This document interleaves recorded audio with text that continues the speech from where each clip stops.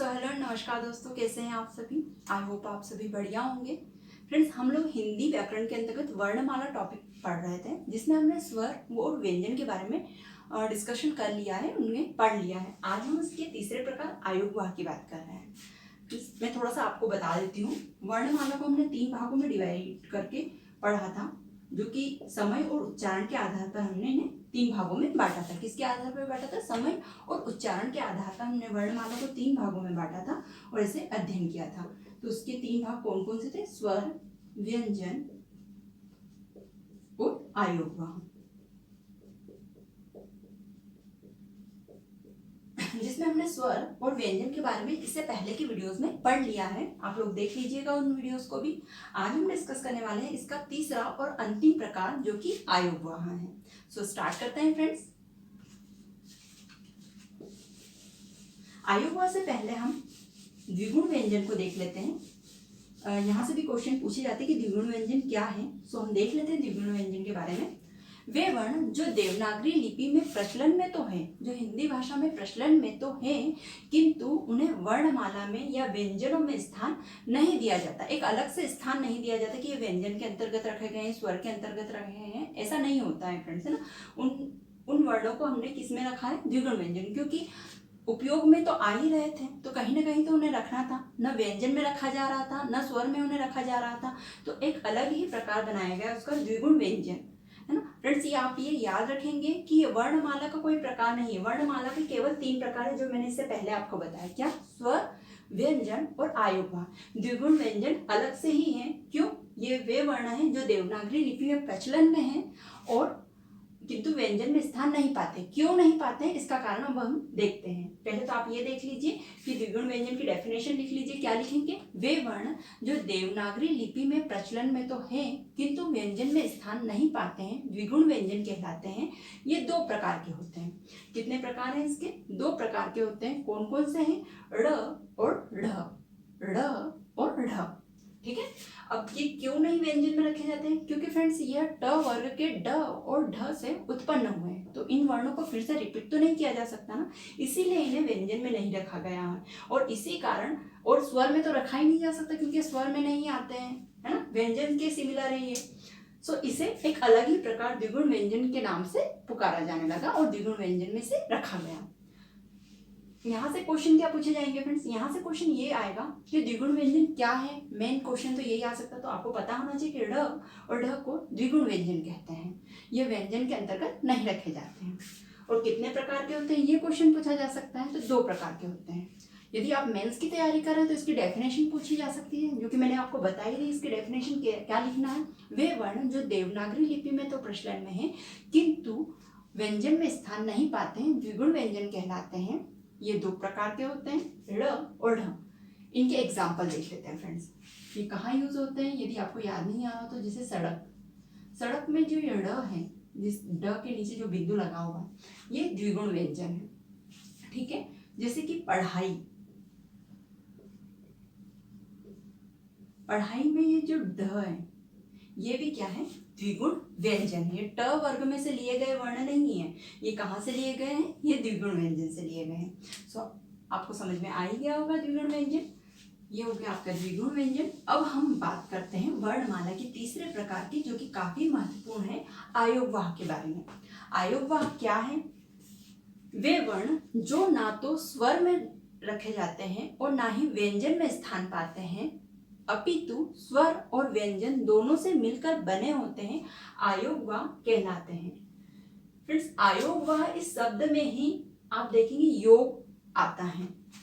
इस शब्द के अंतर्गत ही योग आ रहा है। योग का अर्थ होता है मिलना, जुड़ना, है ना। तो ये स्वर और व्यंजन दोनों से मिलकर बने होते हैं, इसलिए इसे न तो स्वर में ये पर्टिकुलर स्थान पाते हैं और न ही व्यंजन में अलग से, अपितु इनका एक अलग ही प्रकार है वर्णमाला में, जिसे आयोगवाह कहा गया है। तो आप डेफिनेशन क्या लिखेंगे? आप डेफिनेशन लिखेंगे, वे वर्ण जो ना तो स्वर में स्थान पाते हैं और ना ही व्यंजन में स्थान पाते हैं, अपितु स्वर व व्यंजन दोनों से मिलकर बनते हैं, आयोगवाह कहलाते हैं। आयोगवाह के 2 प्रकार हैं, है ना। 2 प्रकार हैं इसके। तो कौन कौन से हैं? अम और अहम। इसके उदाहरण क्या है, अम और अह। फ्रेंड्स आपने वर्णमाला में जो स्वर है उसमें ये वाली लाइन देखी होगी, ए, बड़ी ए, ओ और बड़ी ओ। इसके बाद में हम अम और अह का उच्चारण करते हैं। ये वही आयोगवाह है, अम और अह। ये किसके अंतर्गत आते हैं, आयोगवाह के अंतर्गत आते हैं। इन्हें हम स्वर में गिनती नहीं करते हैं। याद होगा आपको फ्रेंड्स, इससे पहले के वीडियो में मैंने बताया स्वरों की संख्या 11 होती है, जिसके अंतर्गत इन दोनों को नहीं गिना जाता है। आप गिन कर देख लीजिएगा ट्राई करके। हमने इनमें अम और अह को नहीं गिना था, क्योंकि ये किस में आते हैं, ये आयोगवाह में आते हैं। अब आयोगवाह में जो ये अम और अह है, इन्हें अनुस्वार और विसर्ग के रूप में जाना जाता है। इनके ऊपर जो बिंदु लगे हैं इन्हें अनुस्वार, और इस जो पीछे बिंदु लगे हुए हैं इन्हें विसर्ग के रूप में जाना जाता है। अब हम देख लेते हैं अनुस्वार क्या है और विसर्ग क्या है, क्योंकि फ्रेंड्स यहाँ से भी डेफिनेशन पूछी जा सकती है, या फिर ये पूछा जा सकता है कि अनुस्वार किसे कहा जाता है, इसकी क्या क्या महत्व है, या फिर विसर्ग के बारे में पूछा जा सकता है। तो सबसे पहले हम अनुस्वार को देखते हैं। अनुस्वार क्या है, तो इसमें सबसे पहले तो महत्वपूर्ण बात यह है, जैसे कि अनुस्वार, अम का उदाहरण, अम को हमने अनुस्वार के अंतर्गत रखा है और अह को विसर्ग के अंतर्गत रखा है। इसमें सबसे अधिक महत्वपूर्ण यहाँ पे लगने वाले बिंदु है, ध्यान से समझिएगा यहाँ पे। इसमें अस्वर का प्रयोग किया जाता है और अस्वर के ऊपर एक बिंदु लगाया जाता है। इस बिंदु को ही अनुस्वार कहा जाता है। क्या लिखेंगे फ्रेंड्स, इसके अंतर्गत अस्वर का प्रयोग किया जाता है और उसके ऊपर एक बिंदु लगाई जाती है। इसे ही, इस बिंदु को ही क्या कहा जाता है, इस बिंदु को ही अनुस्वार कहा जाता है। अब अनुस्वार का उपयोग कहाँ होता है, तो अनुस्वार का उपयोग अनुनासिक वर्ण के बदले में किया जाता है। किन वर्णों के बदले में किया जाता है, अनुनासिक वर्णों के बदले में किया जाता है। हमने इससे पहले अनुनासिक क्या है इसके बारे में चर्चा की है, लेकिन मैं आपको फिर से बता देती हूँ कि अनुनासिक क्या होते हैं। तो अनुनासिक वर्ण कौन कौन से वर्ण आते हैं,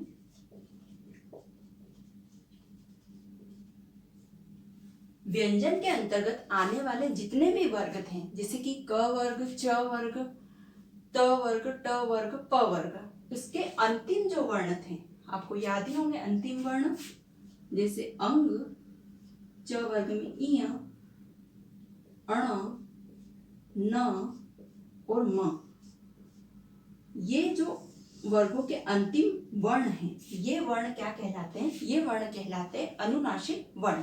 तो इन्हीं वर्णों के बदले में आता है ये अनुस्वार। अनुनासिक के बदले में उपयोग में लिया जाता है अनुस्वार का। ठीक है, हम उदाहरण देख लेते हैं। हम उदाहरण क्या है, जैसे कि हम लिखते हैं दंत। दंत, यहाँ पे उपयोग है अनुस्वार का, न का उपयोग किया गया है। किसका उपयोग किया गया है, न का उपयोग किया गया है यहाँ पे। तो इस दंत को हम, इस अनुनासिक को हम हटा के कैसे लिख सकते हैं, हम अनुस्वार का उपयोग करते हुए इसे ऐसे भी लिख सकते हैं। लिखते हैं ना फ्रेंड्स, दंत को हम, है ना। तो यहाँ पे हमने न को खत्म कर दिया है, न को हटा दिया है, अनुनासिक को हटा दिया और अनुनासिक के बदले हमने क्या लगाया है, यहाँ पे अनुस्वार का उपयोग किया।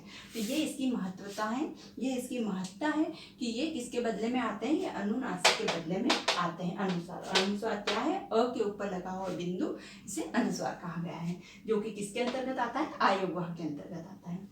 अब हम फ्रेंड देखते हैं विसर्ग। ये हो गया आपका अनुनासिक वगैरह और अनुस्वार। अब हम देखते हैं विसर्ग। विसर्ग में क्या है, इसमें अ स्वर का प्रयोग किया जाता है और अ स्वर के पीछे दो बिंदु लगाए जाते हैं। यही दो बिंदु क्या कहलाते हैं, यही दो बिंदु कहलाते हैं विसर्ग। इन्हें विसर्ग कहा जाता है। क्या कहा जाता है, इन्हें विसर्ग कहा जाता है ना। तो आयोगवाह के अंतर्गत आने वाले वे वर्ण जिनमें स्वर का प्रयोग किया, अस्वर का प्रयोग किया जाता है और उसके पीछे दो बिंदु लगाए जाते हैं, यही बिंदु विसर्ग होते हैं और विसर्ग होते हैं। ठीक है फ्रेंड्स, अब क्या है, इनका उपयोग क्या किया जाता है, इनका जो उच्चारण किया जाता है इन बिंदुओं का, तो ह के रूप में इनका उच्चारण होता है। क्या उच्चारण होता है, ह। आपने देखा ही होगा, अ अह को हम जब बोलते हैं तो क्या बोलते हैं, अह। इंग्लिश में आपको ज़्यादा अच्छे से समझ में आएगा।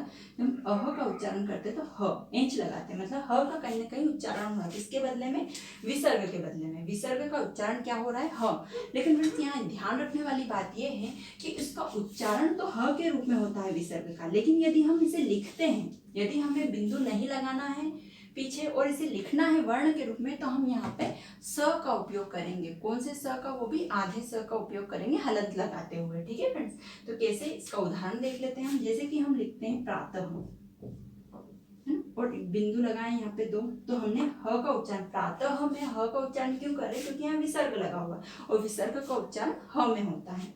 और यदि हमें यहाँ विसर्ग नहीं लगाना है तो हम क्या लगाएंगे, स लगाएंगे, न कि ह लगाएंगे। उच्चारण चाहे हम ह करेंगे और बाद में भी पढ़ेंगे ह ही, लेकिन यहाँ पे लिखेंगे क्या, स लिखेंगे, और स कैसा, हलंत लगा के, है। तो इसका उच्चारण हम यहाँ प्रातः स नहीं करेंगे, क्या करेंगे, प्रातः करेंगे, क्योंकि विसर्ग का उच्चारण तो ह के रूप में होता है, लेकिन यदि हम इसे शब्दों में लिखते हैं, विसर्ग बिंदु नहीं लगाते हैं, तो यहाँ क्या लिखा जाता है, उसकी जगह पे स लिखा जाता है। तो आप डेफिनेशन कुछ इस तरह लिख लीजिएगा इसकी।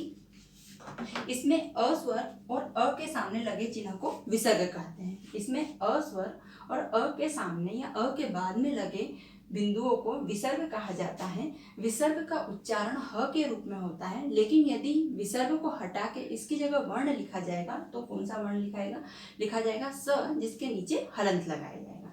तो ये हो गया आपका विसर्ग। तो ये आयोगवा हमने फिनिश कर लिया। आयोगवा में हमने क्या क्या देखा, ये न तो स्वर के अंतर्गत आते हैं न ही व्यंजन के अंतर्गत आते हैं, अपितु स्वर व व्यंजन दोनों की मदद से लिखे जाते हैं। इस 2 प्रकार के होते हैं, अनुस्वार और विसर्ग, जिसमें आपने देखा अनुस्वार का उदाहरण क्या है, अम, और विसर्ग का उदाहरण क्या है, अह। सो ये आयोगवा खत्म हो गया फ्रेंड्स। और इस तरह हमारी वर्णमाला भी हमने फिनिश कर ली है। वर्णमाला का 3rd प्रकार था। अब हम देख लेते हैं वर्णमाला में हमने क्या क्या देखा था। तो वर्णमाला में कुल 52 वर्ण होते हैं। कितने वर्ण होते हैं, स्वर, व्यंजन, आयोगवाह सभी को मिलाकर कितने, 52 वर्ण होते हैं। जिसमें स्वरों की संख्या कितनी होती है फ्रेंड्स, हम ये देख लेते हैं। इसमें स्वरों की संख्या होती है 11 स्वर होते हैं। व्यंजनों की संख्या होती है 33। संयुक्त स्वरों की संख्या होती है 4। द्विगुण होते हैं 2, जो कि अभी हमने देखा, और आयोगवाह भी होते हैं 2, और इनका टोटल होता है 52। 52 वर्ण होते हैं वर्णमाला के अंतर्गत। लेकिन कुछ विद्वानों के अकॉर्डिंग इन 52 में से 3 वर्ण माइनस हो जाते हैं, और वे कौन कौन से हम देख लेते हैं, कौन कौन से, उससे पहले हम देख लेते हैं। 52 में से 3 माइनस हो जाएंगे तो कितने, 49 होंगे। इसीलिए कुछ विद्वानों के अनुसार 3 वर्ण जो नहीं माने जाते, तो कहीं कहीं पे आता है 49 भी ऑप्शन में आता है। यदि 52 आ रहा है तो 52 क्लिक किया, आप टिक कीजिएगा।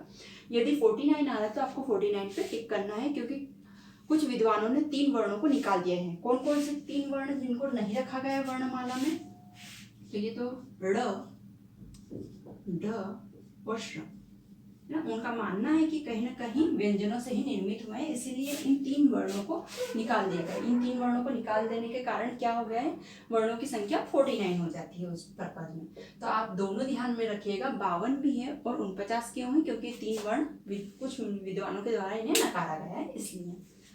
सो फ्रेंड्स, हिंदी वर्णमाला में अब हमने वर्णमाला वाला टॉपिक फिनिश कर दिया है। अब इससे आगे वाला टॉपिक मात्रा है। मात्रा को हम देख लेंगे। चंद्र बिंदु वगैरह इसके अंतर्गत आते हैं। नुक्ता, आगत स्वर, ये काफी इंपॉर्टेंट है फ्रेंड्स, यहाँ से भी क्वेश्चन पूछे जाते हैं। हमें पता होना चाहिए कि आगत स्वर क्या है, चंद्र बिंदु क्या है। सो मिलते हैं हम नेक्स्ट वीडियो में। आई होप आपको वीडियो अच्छा लगा होगा। सो पढ़िए और अच्छे से नोट्स बनाइए सभी के। ठीक है, धन्यवाद फ्रेंड्स।